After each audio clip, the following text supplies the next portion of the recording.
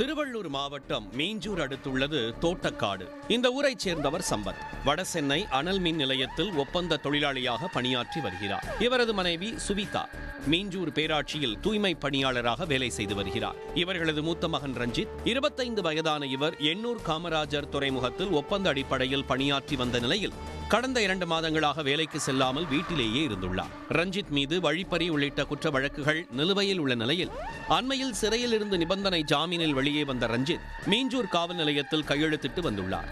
இந்நிலையில் கடந்த 19ஆம் தேதி வீட்டை விட்டு வெளியே சென்ற ரஞ்சித் அதன் பிறகு வீடு திரும்பவில்லை. இதனால் அவரது குடும்பத்தினர் ஊர் முழுவதும் தேடினர். எந்த தகவலும் கிடைக்கவில்லை. அடுத்த நாள் காலை தோட்டக்காடு ஊர் எல்லையில் உள்ள ஒதுக்குப்புறமான இடத்தில் ரஞ்சித் வெட்டு காயங்களோடு சடலமாக கிடப்பதாக ஊருக்குள் செய்தி பரவியது. சம்பவ இடத்துக்கு சென்ற மீஞ்சூர் போலீசார் சடலத்தை கைப்பற்றி ஆய்வு செய்தனர்.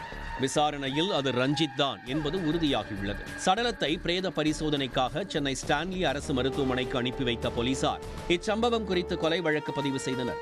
மேலும் செங்குன்றம் காவல் துணை ஆணையர் பாலாஜி தலைமையில் 3 தனிப்படைகள் அமைக்கப்பட்டு புலன் விசாரணை மேற்கொள்ளப்பட்டது.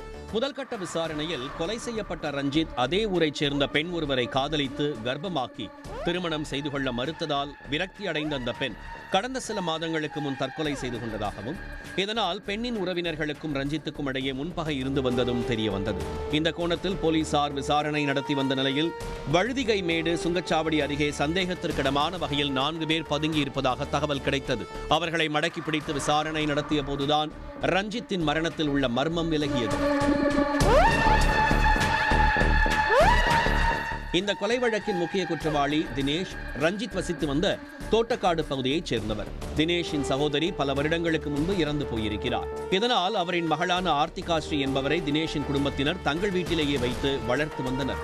நாளடைவில் அக்கா மகளையே தினேஷ் திருமணம் செய்து கொள்ள ஆசைப்பட்டிருக்கிறார். ஆனால் அதற்கு ஆர்த்திகா ஸ்ரீ சம்மதிக்கவில்லை. காரணம், அவர் ரஞ்சித்தை காதலித்து வந்துள்ளார். ரஞ்சித்தும் ஆர்த்திகா ஸ்ரீயை காதலித்திருக்கிறார். இருவரும் எல்லை மீறி நெருங்கி பழகியதால் ஆர்த்திகா ஸ்ரீ கர்ப்பமானதாக கூறப்படுகிறது. ஒரு கட்டத்தில் ரஞ்சித் காதலியை திருமணம் செய்து கொள்ள மறுத்துள்ளார்.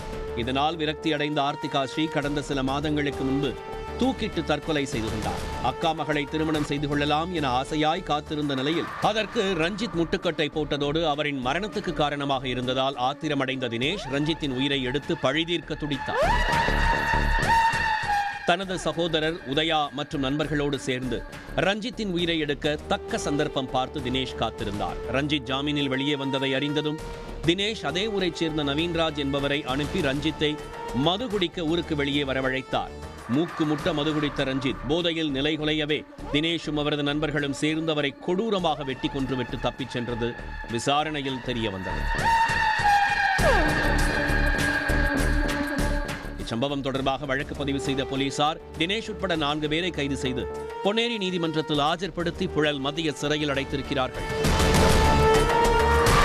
உடனுக்குடன் செய்திகளை தெரிந்து கொள்ள சன் நியூஸ் பெல் ஐகானை கிளிக் பண்ணுங்க.